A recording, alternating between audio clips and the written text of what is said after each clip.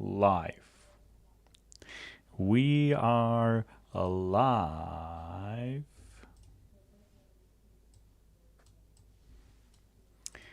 And since we're live, we are starting right now. So we are at 8th grade state New York test, mathematics, obviously. And we're going to go through, well, hopefully 13 questions, which is all the questions of the book 1. And we're going to start with question number 2. So let's read that. Which scatter plot best represents a linear association between y and x? Linear means a line, right? So which of these pictures represent a line? Well, this is called exponential, right? Not really a line. This is also not really a line. This is a quadratic. This is nothing at all, like no function. And number, like the answer choice D will be a line, even though it's a little curved, but it's more like out of all of them, D would be the line. Okay, so and this is about it. So over this video, I'm going to converse with my student Andrew. Sometimes he's gonna provide some of the intake, but mainly it's just going to be me explaining these questions. Let's go. Number 3. Quadrilateral ABCD is graphed on a coordinate plane. Vertex A is located at the point -2, 3. The quadrilateral is dilated by a scale factor of 2, with the center of the dilation of the origin. Okay. To form a quadrilateral A prime, B prime, C prime, D prime, which ordered pair represents the location of vertex A? All right, so when we dilate a figure, all we have to do is just to multiply the coordinates of one of the vertices we're looking for by the scale factor. This is it. So it's -2, 3, both of them multiplied by 2, which is going to end up giving us -4 and 6, and that's the answer B. Easy? Did you get B, Andrew?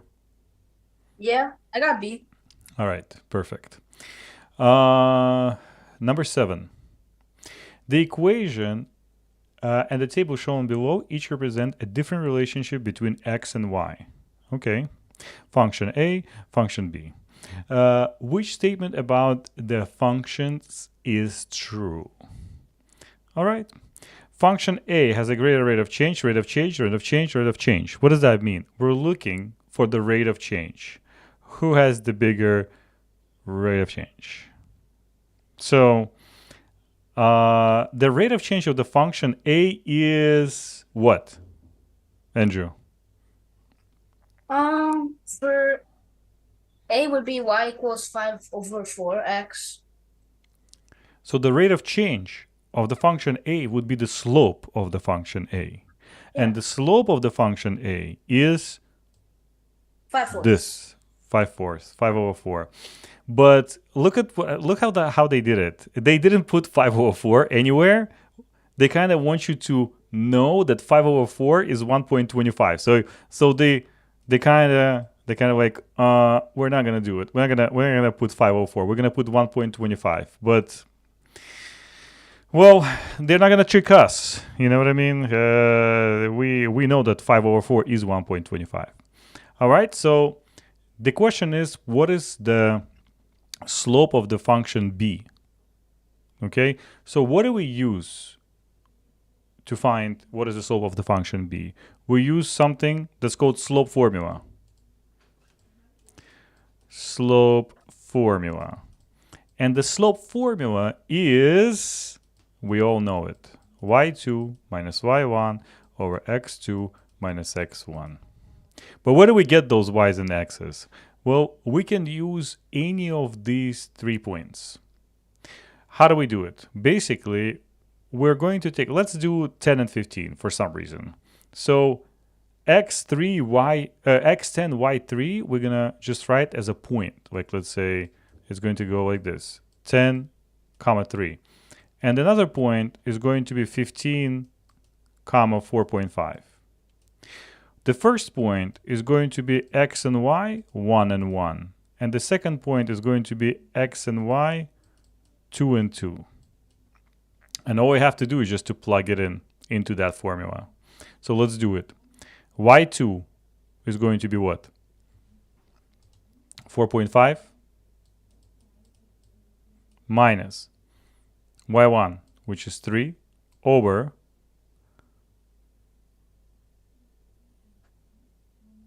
15 minus 10, which is 1.5 over 5,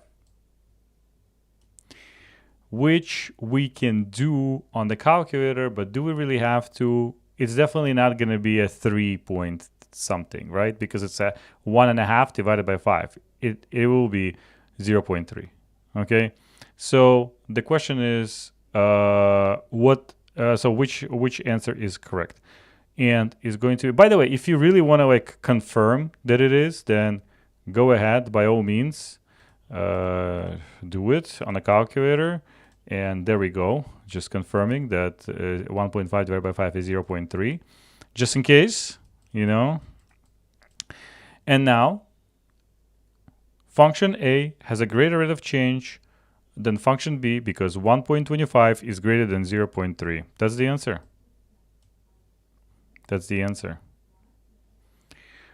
All right, so we are going to use a lot. The solve formula is used a lot in algebra, in geometry and trig, you know, and everywhere, SAT test, and we're going to be using it a lot. Okay, so remember it if you can, and if you don't, you know. And look at this. 2 points are plotted on the coordinate plane. Point A plotted at this, point B plotted at that. What is the distance in units? Okay, so this is something we're going to use here, something that's called distance formula.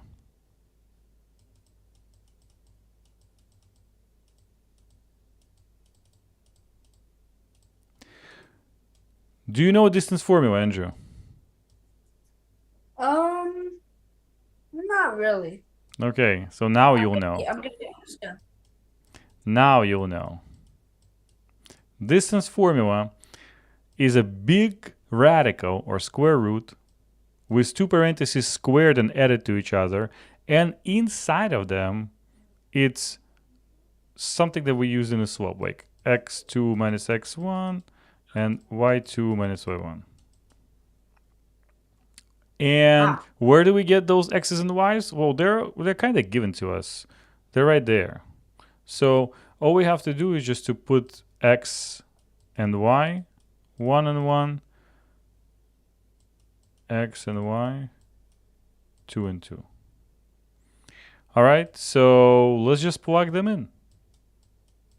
You know, I always like to write the parentheses and squares first and then plug in. I don't know why. It kind of like seems easy.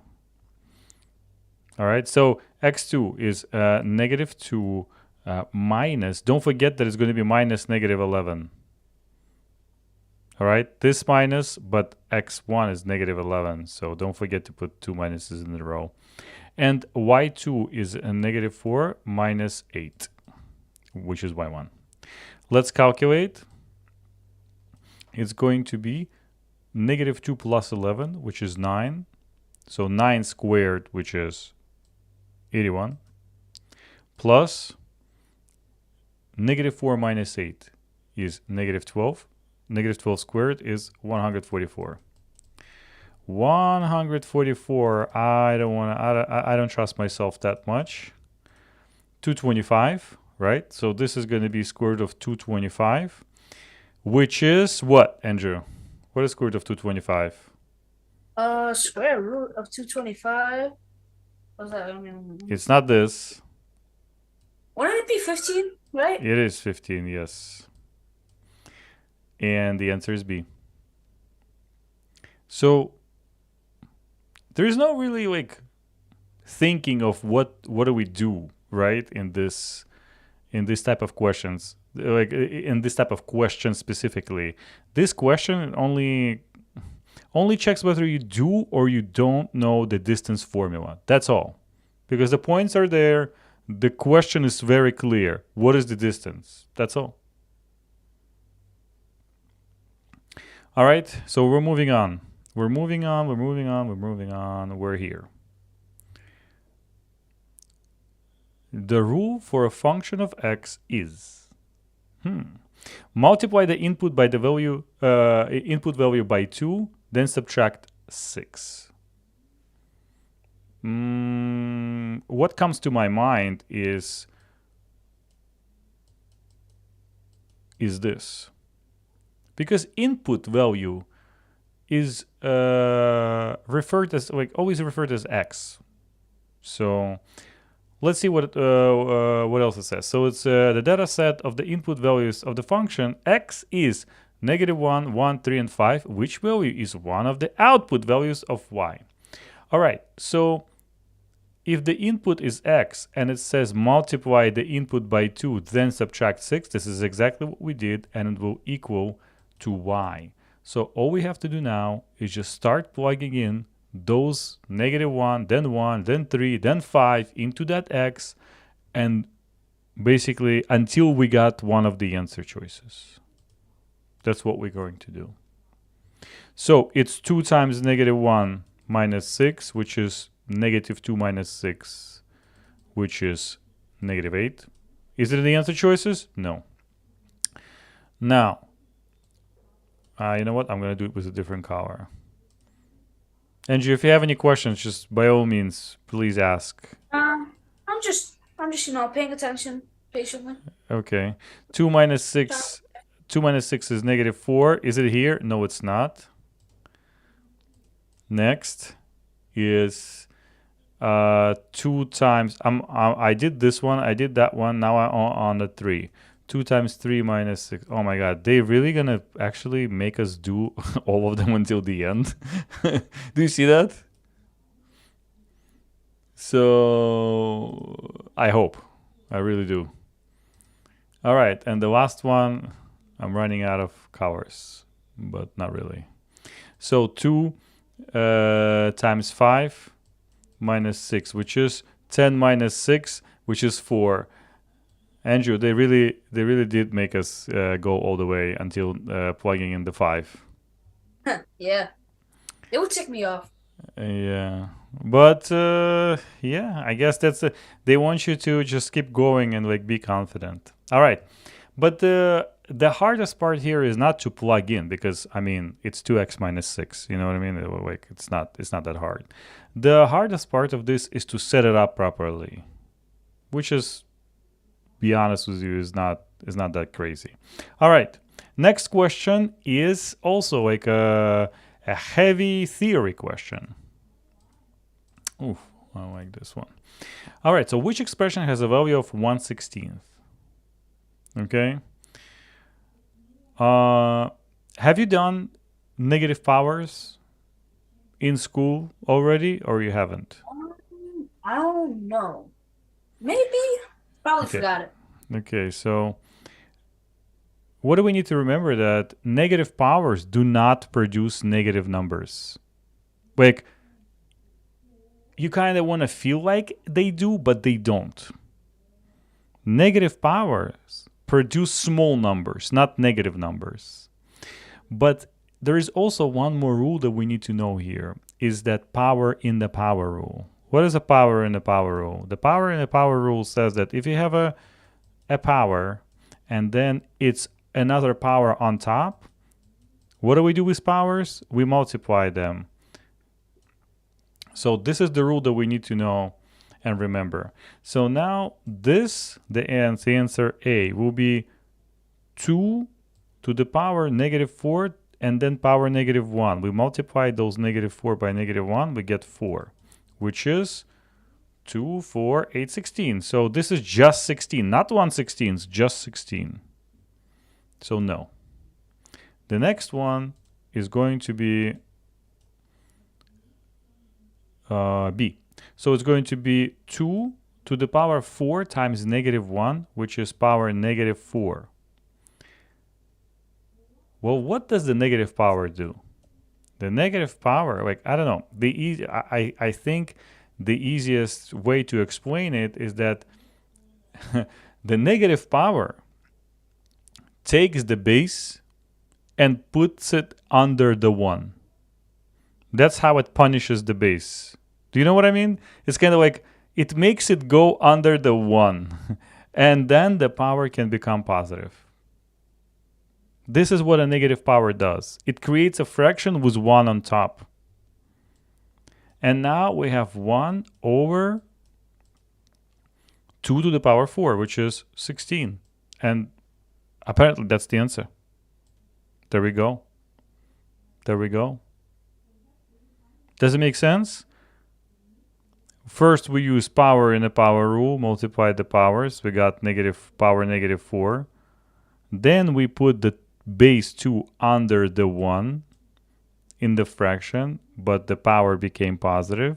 And then we just, well, convert, like not convert, we just raise 2 to the power 4, which is 16. Okay, we're moving on.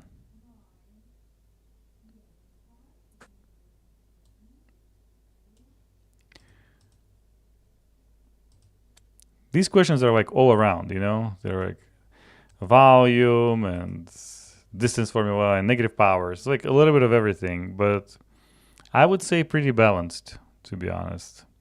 Okay, a cylinder has a radius of 4.8 feet and a height of 8.1 feet. What is the volume to the nearest tenth of a cubic foot of the cylinder? Tell me, Andrew, can it be more straight up than this? No. It could be more explanatory, no? It's literally like when we have a cylinder and the cylinder, you know, what do you imagine when they say cylinder? Because I imagine a can of Coke.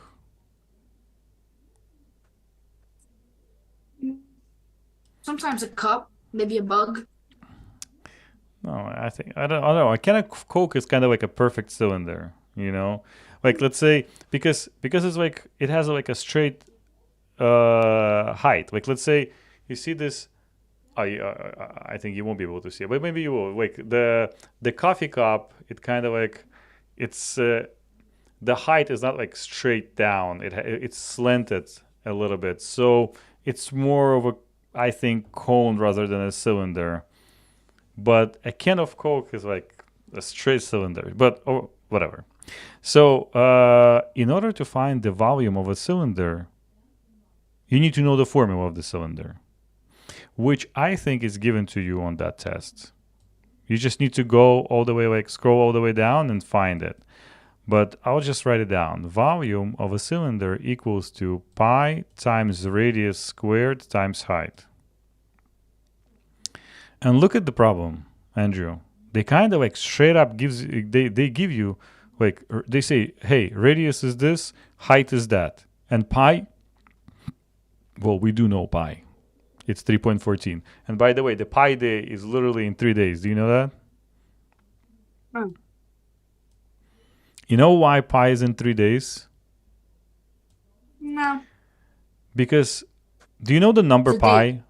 Yeah, but do you know the number? Yeah. The what pi? What is it? 3.14. Yeah, that's it. That's enough. One. That's enough. 314. So basically they made the pi day March because it's the third month, and the 14th, basically the date is the 14th day. So right now is the March 11th. So in 3 days it's going to be March 14th. That's why it's going to be the pi day. So get ready for some pi in 3 days. Okay, so all we have to do is just literally we just plug them in. So let's do it. Volume equals pi, which is 3.14, times radius squared. What is radius? 4.8 squared, times height, which is 8.1. All right, and let's just do like we're not gonna do it by hand. We're just gonna do it on the calculator. So 4.8 squared times 3.14 times 8.1. Hacha. Okay, so 585.99999. So 586, I would say. Slightly different, but we know that that's the answer. 86-ish, I would say. We can do this. So the answer is B. The answer is probably a little bit different because I didn't really use the pi button. You see, there is a pi button here on the calculator. So if I would have used that, the answer would be exactly what you see. So don't worry about that. It's slightly different. Look, so 4.8 squared is this times 8.1 is that times, and now I can press the pi button, which is this equals to, look at it now, 586.29, which is 586.3, which is exactly what's the answer B is. So I guess they want you to use that pi button. All right, next question. Question number 19. Okay, and we get to the transformations. Triangle ABC and its congruent image A prime, B prime, C prime are graphed on the coordinate plane shown below. Which sequence of transformation? It's a classic question, like which sequence of transformation maps triangle ABC on the triangle A prime, B prime, C prime? Did you get to that question? And if you did, what did you choose? Because I want to start with your answer choice. To either prove it or to either prove it or disprove it. I didn't really get that far, no. Okay. All right, so then let's do it, I guess. A reflection over the y-axis and then translation. Okay, so I think it's going to be reflection over the y-axis because, well, they are located across the y-axis, right? This is the y-axis. They're located across. So it's going to be reflection over the y-axis. So let's see. Let's do it. So if and that's what I actually do when I solve this question. I actually reflect it. So it's going to be 4, -4. So this A is going to travel to the y-axis and then bounce and on the same distance to the other side. Okay? So this is going to get here. 1, 2, 3, 4. 1, 2, 3, 4. And then we do this, another point, and this funny point is going to be somewhere in the middle, right? Like 1, 2, 3, 4, 5. 1, 2, 3, 4, 5 is going to be here. So now I want to erase these transferring thingies and put it here.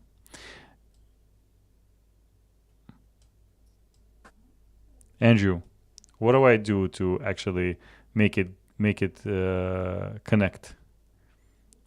We go up a unit. I think it's 2 units though. No, look, technically it's 1. Like I'm talking about like the square. Yeah, it's 1 square, but look at this. 1 square is 2 units. 2. Yeah, it goes by 2. Yeah, so it's a reflection over the y-axis and then 2 units up. Really, it's also kind of straightforward. All right, I'm going to. We're running out of time, but I want to do this one last question before we finish. Okay. Which equation represents the graph of the line on the coordinate plane that passes through the x-intercept at 9, 0 and the y-intercept at 0, -5? So there are multiple ways of doing it, okay? The first, okay, so what do we, what's our kitchen in this question, if I may say so? The kitchen of this question is y equals mx plus b, where we're looking for m and we're looking for b. We're looking for this, which is the slope, which we can find through a slope formula.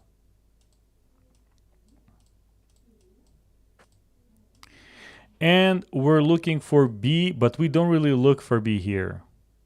We're not looking for b. Why are we not looking for b? You know why? Two things. Why? We have it. We have it. First of all, it's 0, -5, right? And 0, -5 is located on the y-axis, so it is y-intercept. And look at the answers. Do you see this? Do you see those -5s? We don't really have to look for b. So all we have to do is just to use the slope formula that we used like in earlier questions. And slope formula is y2 minus y1. I told you we're going to use it multiple times. Over x2 minus x1. So the 2 points, we do have them. It's going to be x and y, 1 and 1, 2 and 2. And let's just plug it in. So y2 is -5 minus y1, which is 0, over x2, which is 0, minus x1, which is 9. The answer is going to be -5 minus 0 is -5, and 0 minus 9 is -9, which is negative and negative do what? They cancel. So it becomes positive 5 over 9. And 5 over 9 is going to be our slope.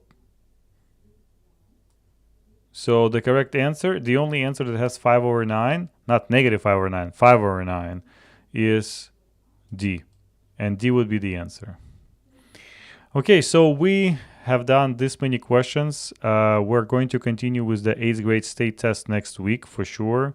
I think we're just going to start from the next question, which is the geometry and an angles question. But until then, we are done.